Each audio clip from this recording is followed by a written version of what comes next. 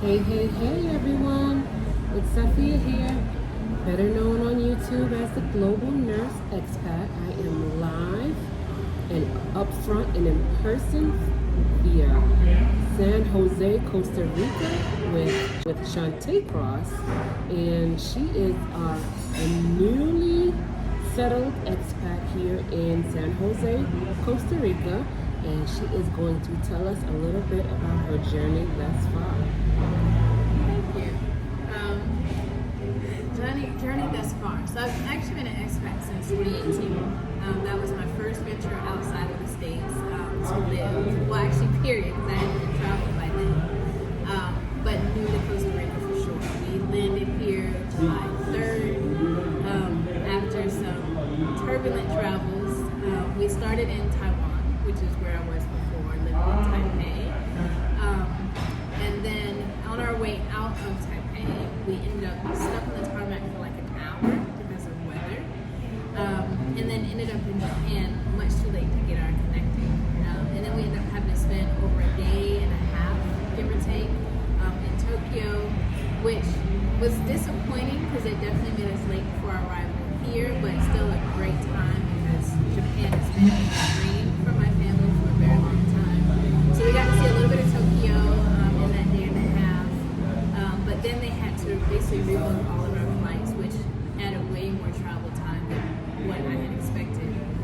So we ended up in San Francisco. I think that was a long layover. I can't remember how long. It was like maybe 10 hours, maybe 16 hours. We were there for a whole day, basically. Oh my gosh. And then from San Francisco to Atlanta, and then Atlanta to San Jose. So we got on the 3rd. Since then, we've been looking for more long-term housing. We're in an Airbnb, booked it for a month, but we're coming down to like our last couple of weeks. And housing has been interesting. I don't know, I like certain conveniences, but I also like to be amongst the locals. And so the real estate agent I'm working with, she sees expat Americans, so she's showing me all of these expat places, which are nice. Definitely pools and gym and all of that stuff, which is what I want. I've picked up some weight and I'm trying to lose a little bit of it. So I can imagine it could be easy to do that with, living in such yummy places. absolutely, food. So it's been a journey just trying to find our long-term housing. The kids are starting school on the 15th of August, so we really need to get settled before then. That's been our journey thus far. It's been an adventure in an adventure. Now, how long was the total duration of your trip from Taipei to when you finally landed in Costa Rica? 3 days. Oh my We goodness. traveled for 3 whole days. So you were in transit for 3 days. Just a little backstory. So Chanté and I were supposed to have a podcast on July 4th, but because she was still making her way to Costa Rica, it made it a little bit challenging. So Wait, being off of that long 3-day journey, I'm sure contributed to it. But I'm just happy that I'm able to meet up with her here in Costa Rica. absolutely. Face to face is better anyway. Face to face is absolutely better. So 3 days. Okay, so day one, you settle in and then you realize you were having some issues with that internet, huh? Yeah, tech issues. So we actually flew out of Taipei on June 30th. And we were supposed to land in Costa Rica on June 30th, even with the time difference. And basically, we've been going back in time. Right. But like I said, we ended up not landing until July 3rd. We didn't get in until, I want to say it was maybe midday July 3rd. And, didn't really think about the internet, didn't have to work that day. And for like kind of what you were saying, the internet in the apartment itself, they have a smart TV. It seemed to be doing okay. It lagged a little bit, but we were able to watch TV and use our phones or what have you. So I didn't think anything of it. Then I get up the next day to get ready for work, and I'm seeing dots and circles, and it's video calling, so the video's not working the way it should. I'm like, oh no, this isn't gonna work. And so I had to cancel all appointments that day, including our podcast appointment, to go out and find reliable internet. and luckily I was able to go to the people that we got our phone service from, because in the airport you can purchase a SIM card for your phone. So those same people, I was able to find a location for them and purchase a little portable Wi-Fi internet thing. And so I've been using that ever since, from just my work computer, just for work, so that I don't have to worry about internet connection again. But even that was a learning moment, we'll call it that. Wow. So would you say coming from Taipei to San Jose that the infrastructure that is integral to expat life, as far as like internet and stuff, connectivity, is better Oh, 100%. in Taipei? Absolutely. Wow. Taipei, and as with most, I'm gonna go out, I'm gonna say most countries in Asia, at least again East Asian countries, so Japan, Korea, China, what else? I think those are the almost like Japan, China, Korea, yeah, and then Taiwan. The internet is phenomenal there. All infrastructure is well taken care of, well-oiled machines. Where we lived in Taipei, again, we were in a pretty, I don't want to say upscale, but well-to-do area. I found that out later, that it was well-to-do. Everything was just way more convenient, and that's kind of Taiwan's thing, Taipei specifically. Everything is very convenient. So they have 7-Elevens there, but American 7-Eleven is not compared. Right. You can get a nice hot meal in the 7-Eleven in Taipei. You can ship packages from the 7-Eleven in Taipei. You can print documents there.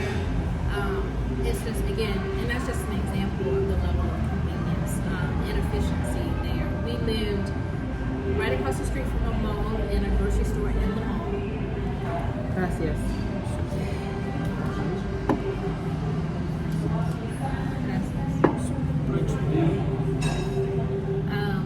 All little kinds of restaurants and shops, again, well within walking distance, the pharmacy within walking distance. I think in a lot of ways we were very spoiled in Taipei. Really? Again, compared to here thus far, because we haven't, again, found our place yet, so I don't know what is really going to be available. But where we are now, we do have a little strip mall that's kind of behind the Airbnb that we're staying in. But outside of that, there's nothing really within walking distance in regards to getting home. Now I noticed that my Airbnb was not too far from a big Walmart.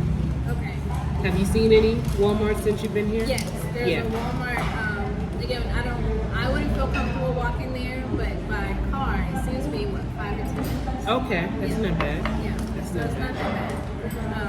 And we did head out to Expat. I want to say the first week that we arrived. And Multi-Plaza Expat is really nice, which is a large mall. And then on the way there, we saw Walmart. So, Okay, that might be the one that I'm thinking of. Yeah. Okay. So, Chantel, what got you started with expatting? What sparked your interest, and how long have you been expatting for? A girlfriend of mine, which is really, I tell this story all the time because it's not something I can seriously consider before speaking with her. I'm a school counselor, I'm a mental health therapist, and I'm a life coach. And at the time I was working in mental health, when a teacher friend reached out to me, and she said, Chanté, you should look at going into international education. She was like, I just got a job in Kuwait. I want to say Kuwait was her first job. I said, okay, I'll think about it. And I started to look into it, and I started applying. And my first location was Fiji. I got hired in Fiji as a school counselor there. And that's how it's kind of continued. What year was that? 2018. 2018. My second location was Egypt. That was in 2020. Unfortunately, that's when the pandemic hit. I was working in school in Egypt. In Taiwan, I was working in school in Taiwan. This is my first venture out completely solo. I've always worked, I won't say always. Egypt was when I first started working kind of my own business, but part-time online. And then, like I said, Taiwan, I continue to say part-time online, but now it's my first entree into just completely on my own. No school to kind of back me up. My business, my money, my income is what's going to sustain us out here. Okay, I can't wait to share your business and website with the people a little bit later in this podcast, all right, in this video. But we are going to take a quick break and continue this conversation after we eat.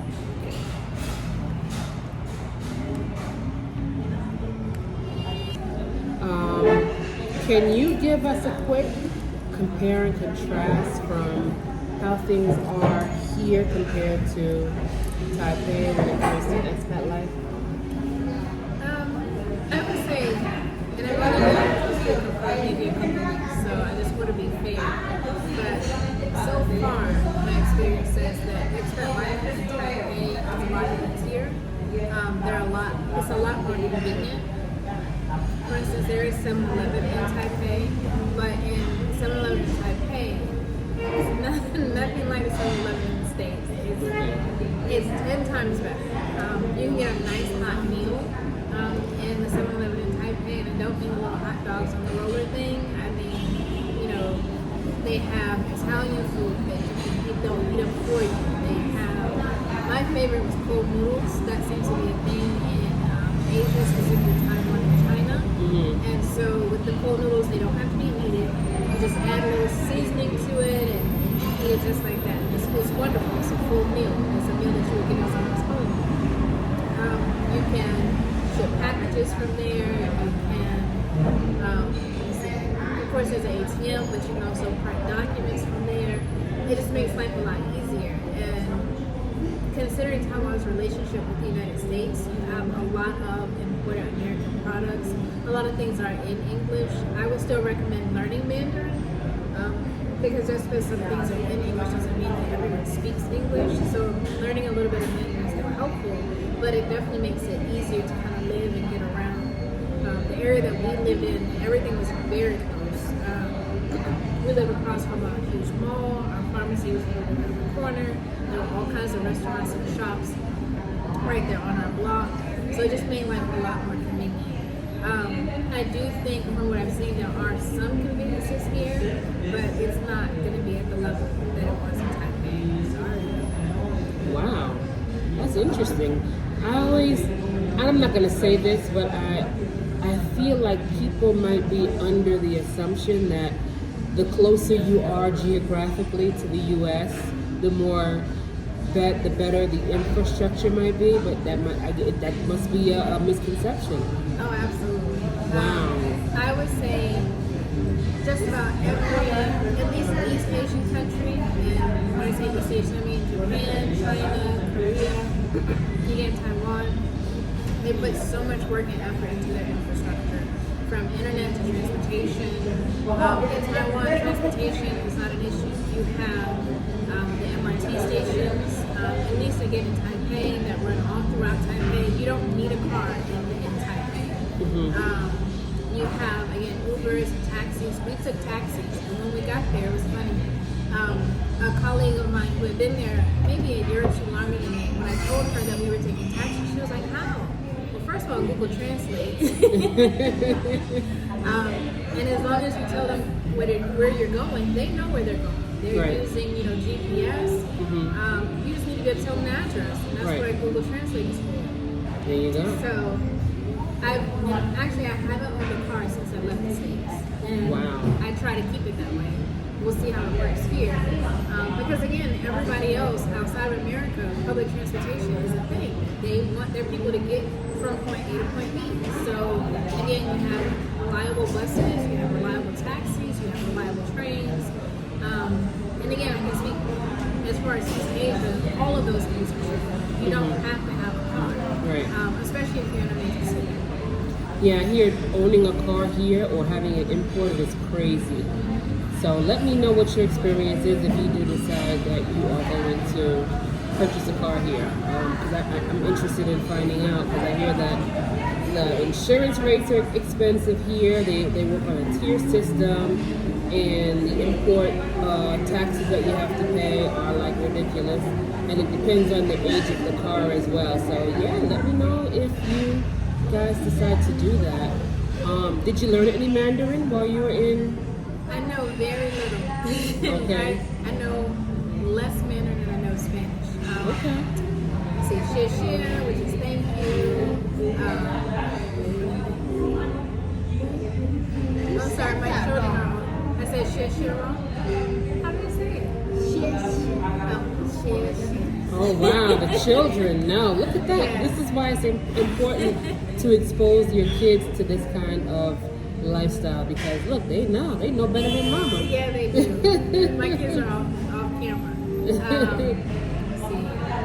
I forgot what that meant already. I'm trying to think. Share was thank you. And ni hao, hello. What's wo jiao? My name. Oh, my name. Wo jiao is my name. Let's see. Y'all took lessons in school. I was gonna ask you, that was my next question. Was there any immersion for the kids in school? Language immersion there? Well, they were at an international school. And so at the Okay. international school, English is the language of instruction.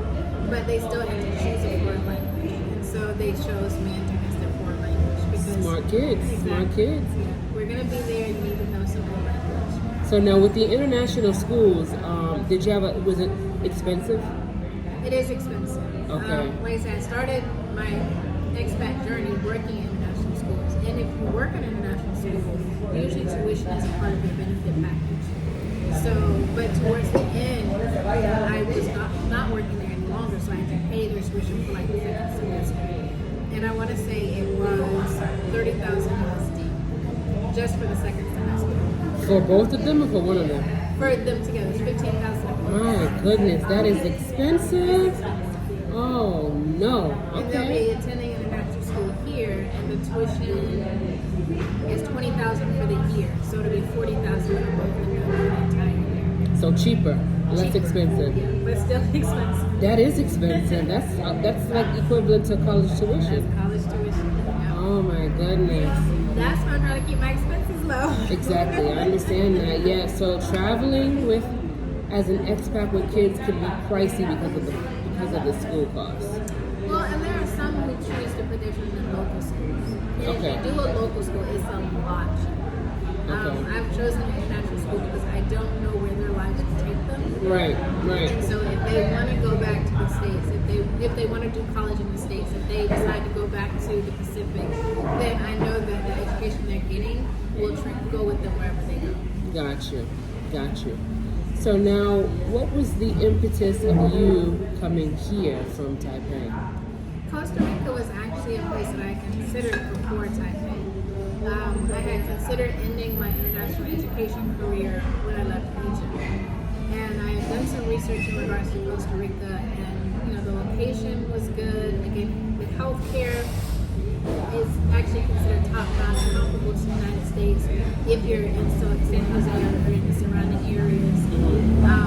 Again, wanting an easier lifestyle. I think Fiji kind of spoiled us. Fiji is very low-key, very, they call it a Fiji time, which might be similar to CP time. Oh no, I love it. Because everything happens when it's supposed to happen.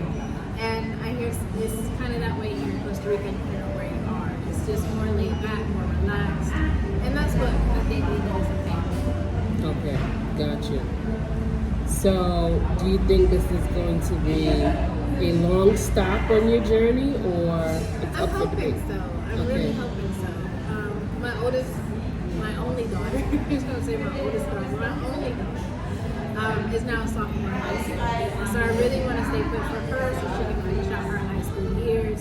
By then, my youngest son, because I have an older son, will be in high school when she graduates. So if he decides he really likes it, then I don't want to tear him away from the community he will have built. So, inshallah, as they say in Egypt. That's or how they say in Egypt. I'm Muslim, so I got you. Okay. Inshallah, we will be here for a long time. Okay, that sounds like a plan. How are the children adapting coming from your last stop to here? I'm not sure. It's still all very new for both of us. And not having a place of our own, I'm sure they also feel kind of out of sorts, kind of like I do, because we don't have a place that we can call ours yet. Right. I think once we get a place that we can call ours, then they'll settle in. Gotcha. Gotcha. What exactly do you do for money? What's your business about? Well, I own my own company, CNC Counseling and Coaching. As I said, I'm actually a licensed school counselor, a licensed therapist, and a life coach as well. So I'm trying to actually build clientele for life coaching and some international counseling. It's a little tricky with the license thing. Most licensing boards don't want you practicing outside the state that you're licensed. Absolutely. But when you go international, and as long as you're working with international clients, then there's the gray area.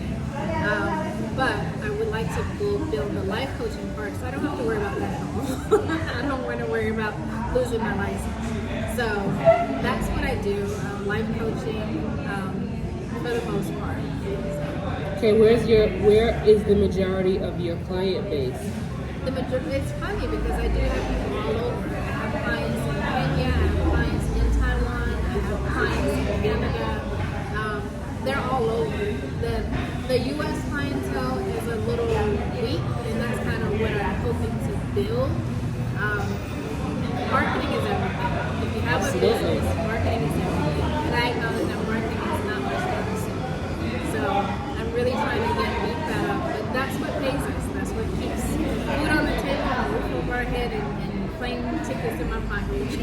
I understand. I apologize for the background noise. We are in a cafe and it's lunchtime, so it's pretty busy here, and so I apologize. I'll try to filter out as much later when I do go back for my hard edit. Okay? That's great. So what is the appeal more so for your life coaching services from clients outside of the United States versus inside, or do you think it's just purely marketing that you're not? I do think it's purely marketing. What I think my international clients tend to grapple with the most is really just living the life that they want to live, and we all know that things can kind of get in the way. I've helped people with relationship stuff, processing a breakup, or trying to put themselves in a position to be the type of people that they want to meet. I've dealt with people who just seem to not be able to make a decision on what it is that they want in life. How to figure that out. It runs the gamut. Just about anything that someone feels, I kind of need that sounding board, I need that partner to kind of help me sort this out. That's what I do. Okay, gotcha. And it's purely cash based, or is it insurance? It is cash based. Okay. Again, with them being international and me technically being international, it's hard to do the health insurance. And if they have a U.S. based health insurance, life coaching itself per se is not covered. They cover health and wellness coaching, and even then you have to have like a license for health and wellness coaching. Okay, gotcha. Well, if folks are interested in reaching CNC counseling, how can they do so? Well, my website is www.chantecross.com, CHANTECROSS.com. I do have a U.S.-based phone number, so if you're calling in the U.S. and internationally, that number is 347-377-0862. Again, that's 347-377-0862. And then my email address is ccross, so CCROSS, at chantecross.com. All right, and I will put all of that information written in the details of this video so you guys can have it as a resource. And if life coaching is something that can get you back on track and set up for success moving forward, give my girl Chanté a holler. All right? Is there anything else you want the people to know about expat life in general, or expat life in a specific country, or just, you're settling in transition here in Costa Rica? I would say if it's on your heart to do it, do it. A lot of people feel discouraged because it feels so big. I'm a single parent, so I'm a big advocate for single parents who want to travel in an expat. Because I think as a single parent, it feels even that much harder to kind of do it because you're worried about your kids and how they're going to adjust. First of all, little kids, as long as they are where you are, they're good. And I have a friend who's currently in Egypt, about to make her move to China, and her son is very like young elementary school age, and he's just as happy as he wants to be. They're doing well. Older kids, if you have a teenager, high school teenager, it can be hard. So I even recommend that before they reach high school, go for it, because it's that much harder to pull them away from their friends when they're of those older teenage years. But just do it. If it's something that you really want to do, research it and then just do it. Alrighty, folks, you heard it here. Just do it, like Nike. Well, I want to thank you for joining me, Chanté, and your beautiful babies. Taking out, I know you have this precious time for you, trying to get settled and get boots on the ground here in a new country. So it was definitely appreciated that you obliged me by meeting up with me and doing a quick little interview and mingling with me and doing all the things that is necessary when you're trying to build relationships in this lifestyle. No worries. Thank you for inviting me. Wanted to look up. This was very helpful for me as well. No problem. And for those that are looking and listening, the complete series of this Costa Rican getaway for me will be uploaded to my YouTube channel as an entire video. But pieces of it will be uploaded here and there on YouTube as well as on Facebook. And both handles are The Global Nurse Expat. Okay, that's on YouTube and Facebook. So I hope to see you in the comments. Take care.